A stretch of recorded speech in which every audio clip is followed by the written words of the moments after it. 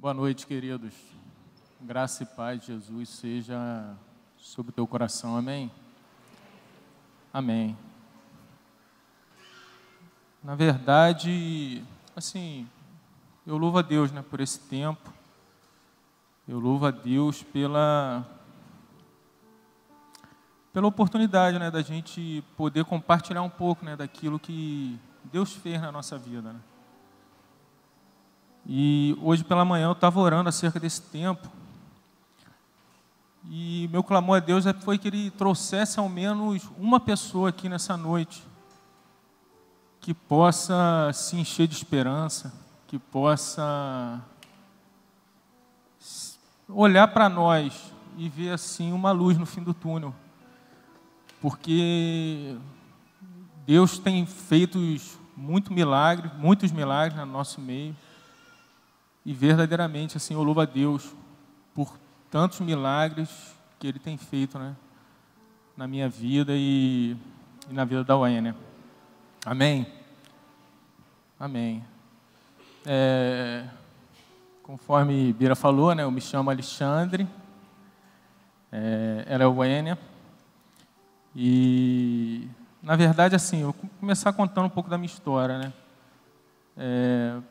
Eu comecei, né, desde jovem, eu sempre tive um envolvimento assim, muito grande, né, com o mundo, com drogas, com aquilo que o mundo muitas vezes oferece a nós e que num primeiro momento parece assim os banquetes do mundo, né, prazerosos.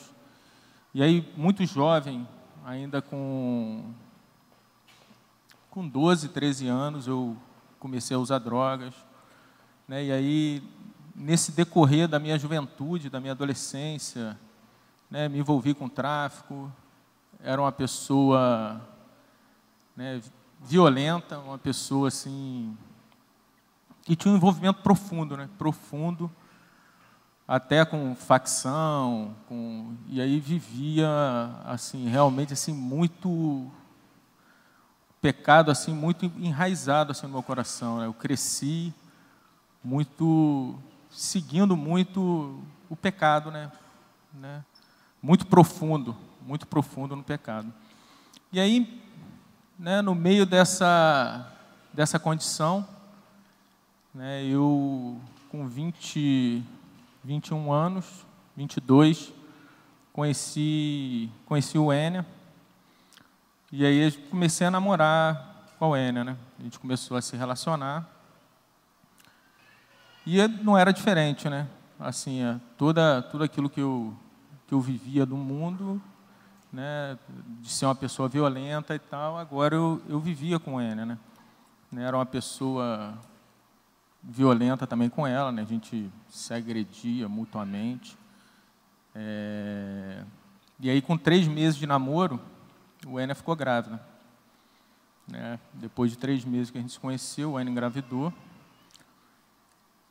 E aí a gente começou a, né, passado algum tempo, pouco tempo, eu morava com a minha mãe, ela veio morar com a gente começou a viver junto, mas vivendo assim, totalmente sem nenhum referencial de família, de casamento, né, uma vida totalmente assim, fora da vontade de Deus.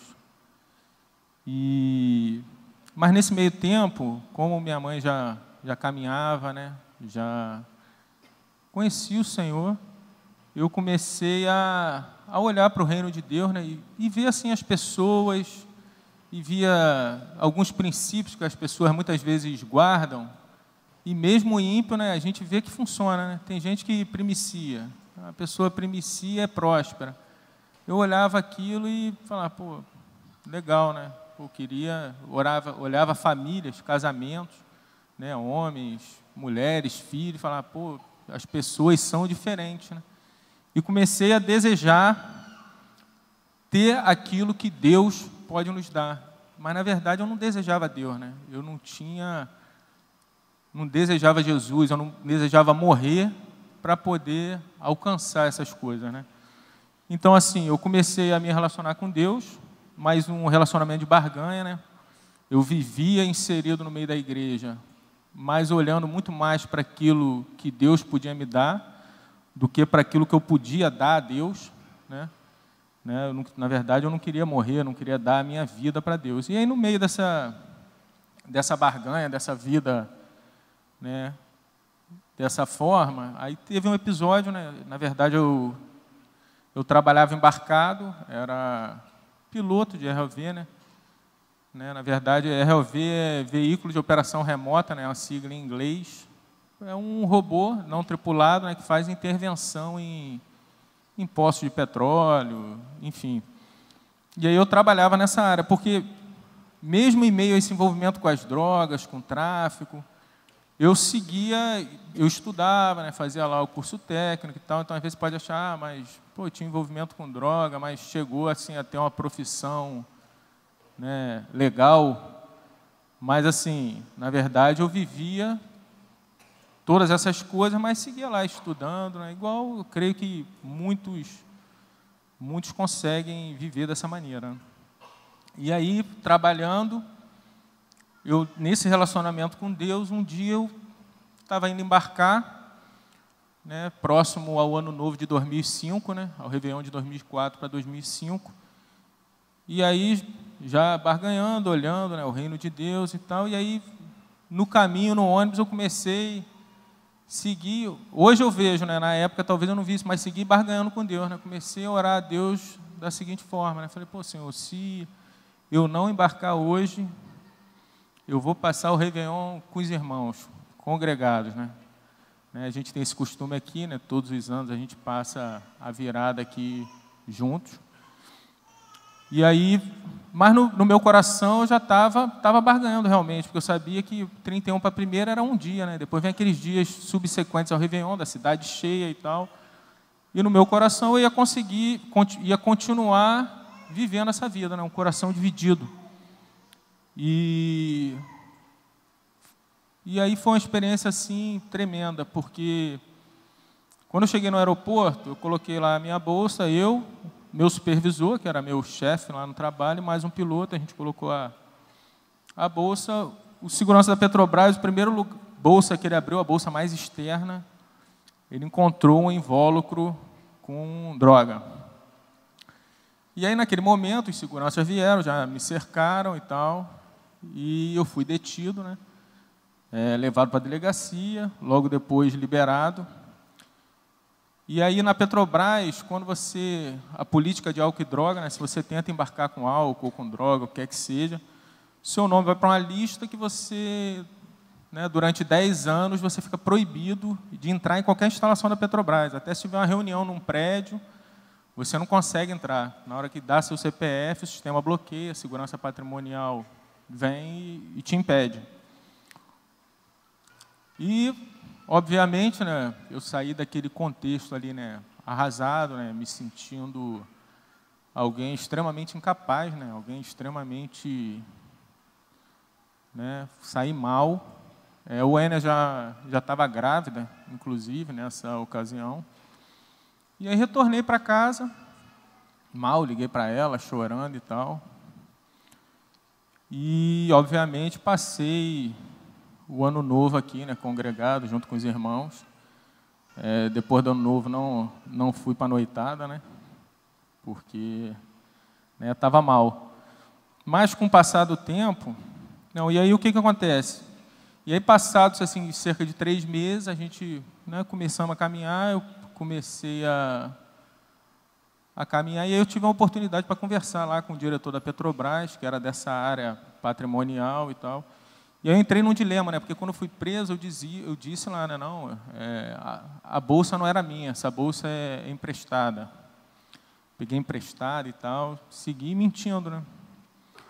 E aí, mas quando eu fui para essa conversa, no caminho, assim, Deus assim tocou no meu coração para eu falar a verdade, né? E aí eu cheguei lá e me enchi de fé e falei a verdade. Disse a ele quem eu era, disse a ele que realmente a droga era minha, que eu não tive a intenção de embarcar com ela, né? E realmente não tive. Mas assim, não menti, parti assim para falar a verdade.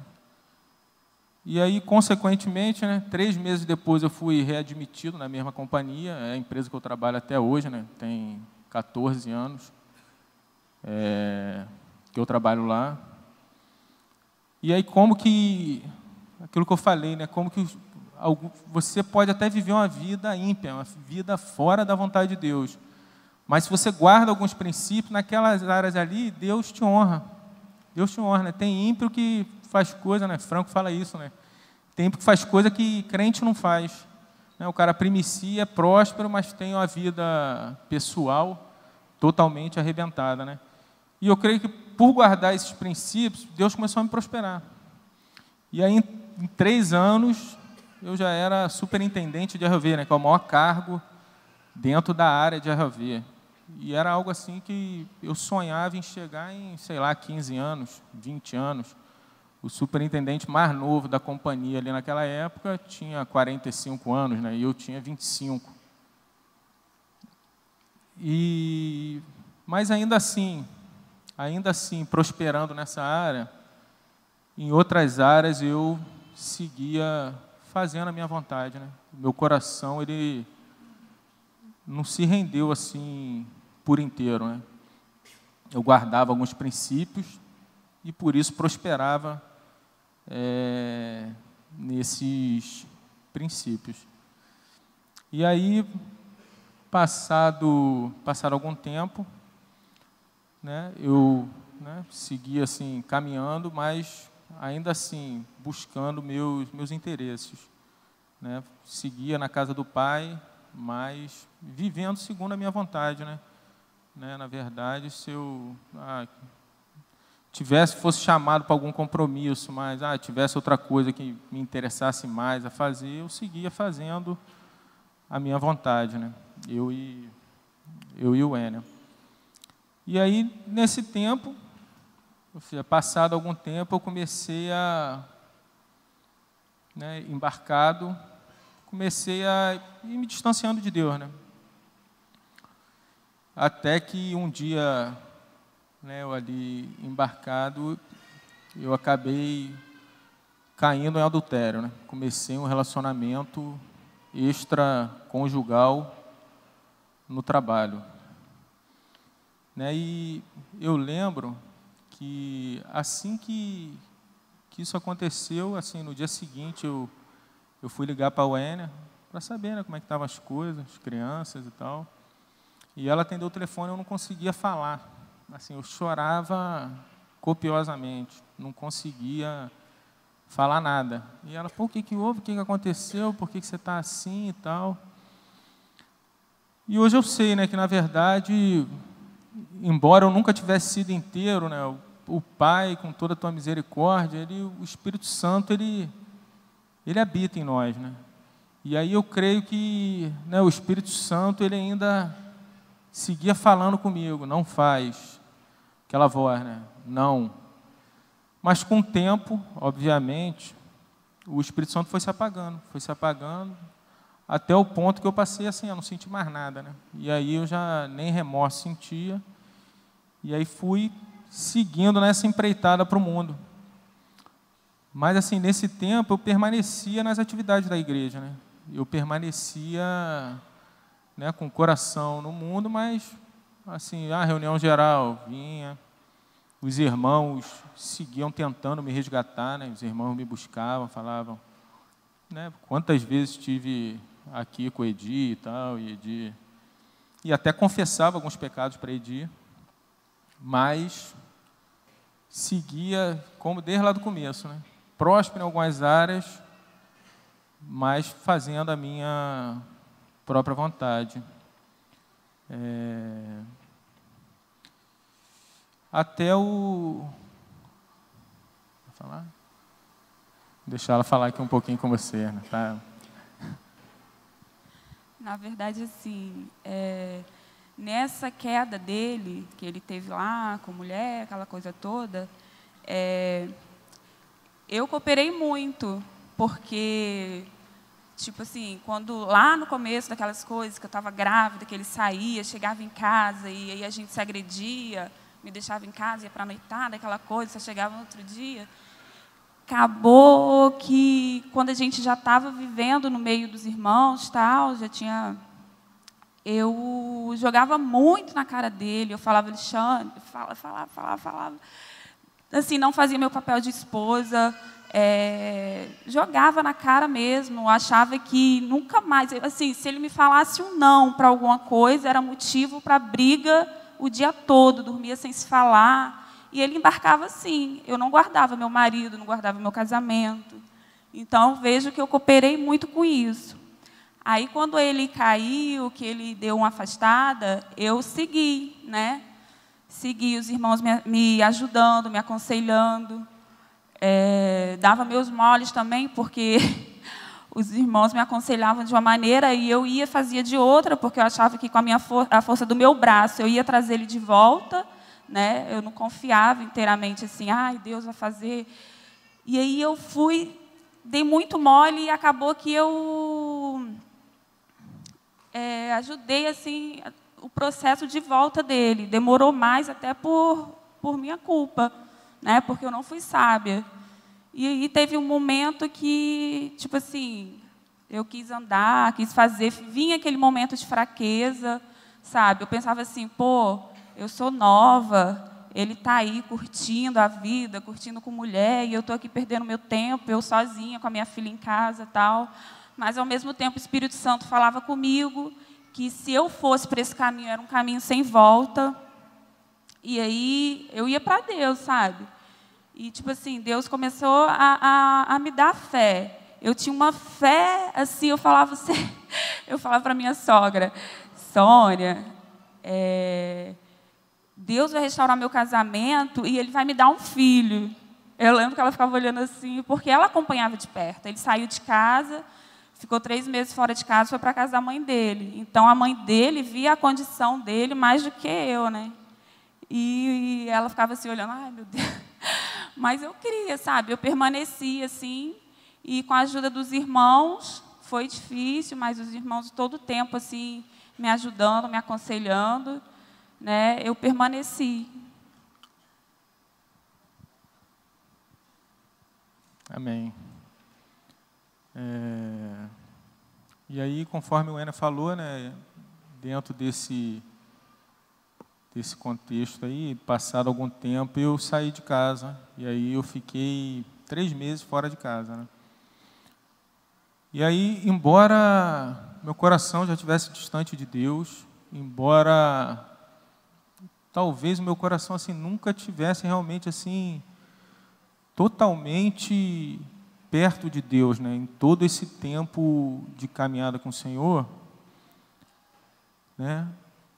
Quando eu me afastei totalmente, que aí eu saí de casa, e aí, obviamente, saí também saí do convívio até mesmo superficial que eu tinha com a igreja, porque até então, né, nesse tempo, eu estava vivendo um tempo de convívio superficial, mas aí larguei, cortei assim totalmente. E aí foi um tempo que eu mergulhei totalmente naquilo tudo que eu já tinha vivido um dia, né? E aí, como diz a palavra, eu creio que assim, eu fui mais fundo do que nunca, né? Fui 7 vezes mais, né? Aquela palavra fala da casa limpa. E aí, nesse processo, obviamente, né, me envolvi profundamente com álcool de novo, droga, né, prostituição de todo tipo, né? De todo tipo. E aí fui fundo, mas teve num determinado momento, né, eu passei 3 dias fora de casa, 3 dias assim usando cocaína e virei 3 noites. E aí eu assim, ainda na noite assim, eu fui acometido por uma tristeza assim profunda. Comecei a ajoelhar assim, comecei a orar a Deus, orar.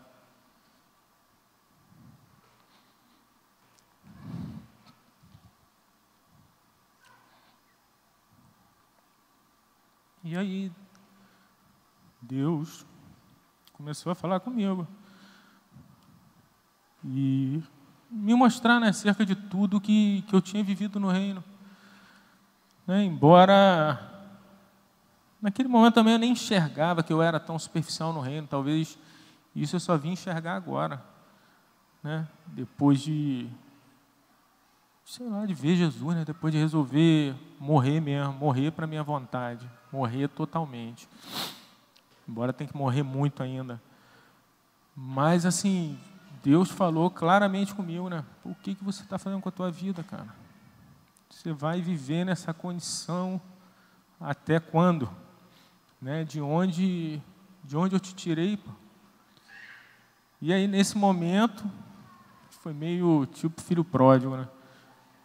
Eu me levantei, né? E aí, no dia seguinte, eu procurei o Ênia, conversei com ela, falei com ela que eu queria voltar. E aí procurei os irmãos, né? Procurei a igreja. Obviamente fui, né, abraçado pela igreja. E comecei a fazer esse caminho de volta, né? Comecei a fazer todo aquele processo de restauração, né? Um processo assim doloroso, mas glorioso, né? Um processo assim muito, muito bom. É difícil, mas como que a cada passo assim o Senhor ia assim revigorando a gente, né? Revigorando. E aí comecei a andar, né? Andei com os irmãos, me arrependi, pedi perdão. Andei com o pessoal da IEL, né? E andei, né? Fui andando nos níveis que eu precisava andar, me arrependi com o Ênia. Coloquei assim luz sobre tudo, desde lá do começo, desde os pecados assim, de quando a gente se conheceu, né, antes do Senhor. E aí, assim, foi um tempo difícil, mas como que foi bom, né? Como que Deus tratou com o nosso coração, tratou o coração de Ênia, né? Como que Deus veio assim restaurando as coisas mesmo, o perdão, a questão do perdão, né? Hoje, pô, graças a Deus, a gente testemunha acerca dessas coisas, assim, entre irmãos, entre outras pessoas, e para a glória do Senhor, né? Eu creio que só o Espírito Santo pode fazer isso, né? O Ênia não sente assim nenhuma tristeza, nenhum remorso, nenhum peso, né? Não fica chateada. Glorifica a Deus, né? Glorifica a Deus mesmo por tudo aquilo que eu fiz, né, de ruim para ela, né? Todo o mal que eu causei para ela. E isso também acaba tirando um pouco, né, daquele coração credor, né, que às vezes a gente tem no relacionamento familiar, né? Hoje, né, eu creio assim, eu olho para o Ênia na maioria das circunstâncias e eu sei quem eu sou, né? Eu sei quem eu sou sem o Senhor. Eu sei que tudo que Ele tem feito na minha vida, na vida dela, é o Senhor, né? Qualquer coisa de bom que alguém possa ver em mim é Deus, né? Porque eu sou aquele cara lá, né? Miserável, né? Aquele cara adúltero. E aí a gente foi andando nesse caminho, né? Como eu falei, né, Deus restaurou o nosso casamento, né, restaurou o nosso relacionamento. E o Ênia, né, ela estava falando aqui, né, ela tinha essa fé, né, ela declarava, né, que Deus ia restaurar a nossa família e dar um filho. E aí, nesse retorno, né, em 2013, aí veio o Bernardo, né, a gente teve o Bernardo, que foi assim o filho da restauração, né? Foi o filho assim que coroou esse recomeço no Senhor, né? Que coroou esse retorno. E aí Deus seguiu fazendo, Deus segue fazendo, né? Deus assim nos deu filhos na fé, né? Tem nos dado, né, irmãos assim, filhos queridos, né? Pessoas que a gente cuida, né? Que a gente tem tido esse prazer, né, de amar, de cuidar. Deus tem nos surpreendido, né? A cada dia Deus é maravilhoso, queridos.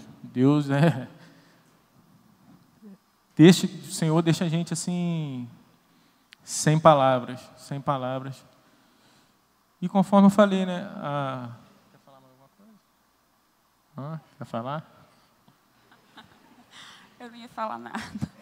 Não, é assim, é aquilo que o Alexandre falou. Às vezes eu vou dormir, e até hoje, eu fico pensando assim, tudo que Deus fez na nossa vida, sabe? Na minha família, na vida de Alexandre, dos meus filhos. E eu penso assim, falei, é Deus purinho. Deus purinho, porque aos olhos dos homens estava perdido. Ele estava envolvido sentimentalmente. Aos olhos dos humanos não tinha jeito, sabe? Mas Deus fez. E assim, eu quero falar para você que, como Ele fez na nossa vida, pode fazer na sua, né? Pode ser um começo hoje. E alguém que esteja aqui também, que já mas deu aquela escorregada, igual Alexandre, ele pode refazer, igual ele refez na nossa. Fez e refez. Amém. Na verdade é isso, né? A minha história, a nossa história, ela se divide assim, eu vejo assim, né, em 3 pontos, né? Num primeiro momento era uma vida sem Deus. Talvez algumas pessoas que entraram aqui nessa noite, talvez estejam vivendo isso, né? Uma vida sem Deus, né? Uma vida fora da presença de Deus e achando que na força do braço vai conseguir ser feliz, vai conseguir viver a plenitude daquilo que Deus tem para nós. Querido, não vai. Eu era alguém assim bem sucedido, teoricamente, no trabalho, né? Tinha um emprego que, né? Até hoje, não sei o que, acha que é emprego de filme, né? Um negócio. Né? Estudava, vivia uma vida, mas aquele vazio que você sente no coração, aquele vazio, né? Que quando a gente bota a cabeça no travesseiro, né? Aquele vazio no peito, que é justamente por ter sido formado, né? Criado numa unidade com Deus, e essa separação promove esse vazio no teu coração. Esse vazio só vai passar com Jesus. Essa foi a minha primeira condição. A minha segunda condição foi a condição de alguém que até viu Jesus, viu os milagres de Jesus, entendeu que dá certo, que se você primiciar você vai ser próspero, que se você guarda, se você honrar pai e mãe, você vai viver muito tempo, longos vão ser seus dias na terra, aceite você Jesus ou não, porque, né, isso, né, são leis, né, são leis que regem o universo, né, são leis que Deus criou, que eles vão reger o universo. Dá certo até para quem é ímpio. Mas nesse segundo momento, eu creio que eu vivi perdido na casa do Pai. Né, eu vi Jesus, vi os milagres, vi o que Ele podia fazer por mim, tentei pegar uma carona nessas coisas, mas eu segui perdido na casa do Pai, segui vivendo segundo o meu coração.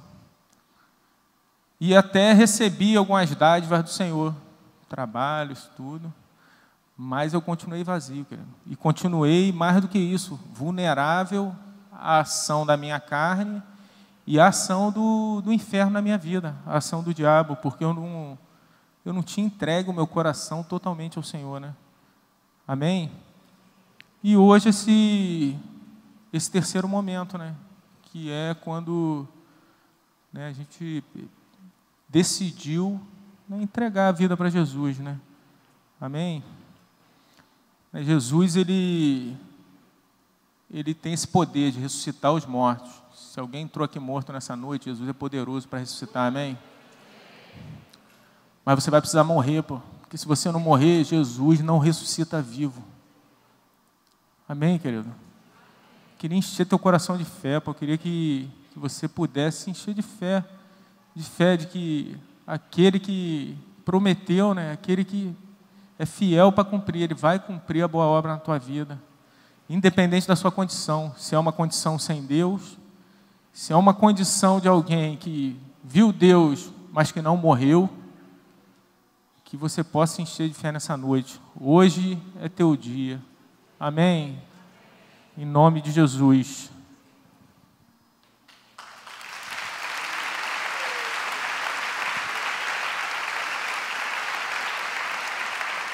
Posso pregar mais um pouco? Explica para nós. Amém. Eu queria chamar a Alice e o Bernardo aqui. Esse aí é o fruto da promessa.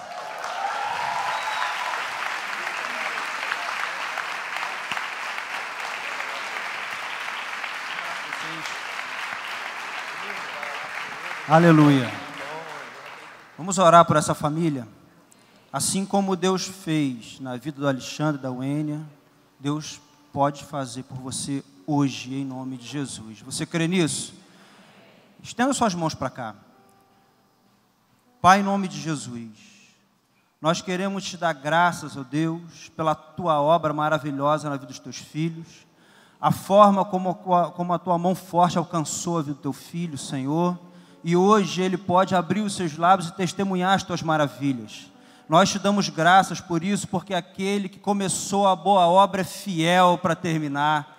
E nós queremos assim seguir guardando os teus filhos, ó Pai, protegendo os teus filhos de todo e qualquer tipo de retaliação, e que eles sigam sendo uma fonte, Senhor, a jorrar em nome de Jesus, que sejam cercados de pessoas que se alimentem dessas águas, ó Pai, e também sejam discípulos e façam outros discípulos, e assim, Senhor, siga edificando, Pai, o teu corpo, em nome de Jesus. Amém. Você pode aplaudir o Senhor pela vida dos teus filhos?